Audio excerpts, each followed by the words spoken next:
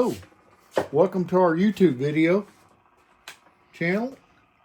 We have acquired several Browning Mark IIs and Mark IIIs. So we decided we'd do a video on them.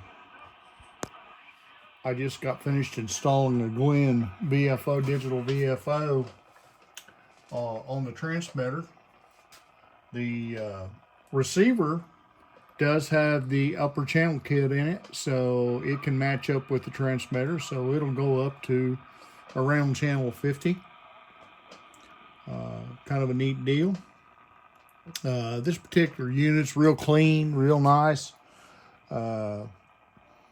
Works really good. Came with a banana mic, and also acquired in the purchase was a Browning 180 amplifier, which matches, of course, the Mark III. So I thought I'd hook it all up and hook it together and see just how she works. I know there's a lot of y'all out there that are Browning guys, so hey, this one here is a nice one. It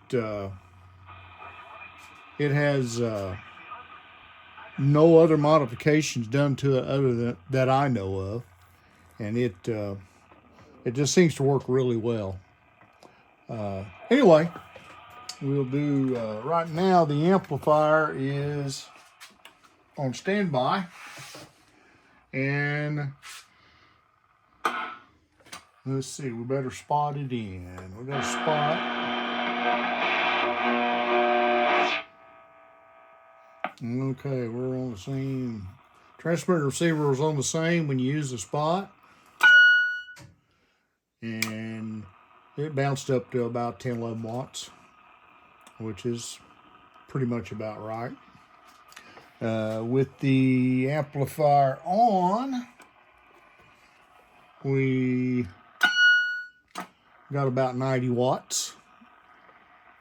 Which, from what I've seen and what I've read, that is somewhere in the ballpark of where it should be. Anyway, we picked up 3 sets of these actually. One of them is an AM transmitter, and with the regular Mark III receiver. Also picked up a set of Mark IIs, which are real nice. Anyway, these Brownings are fabulous radios if you like a good tube type receiver.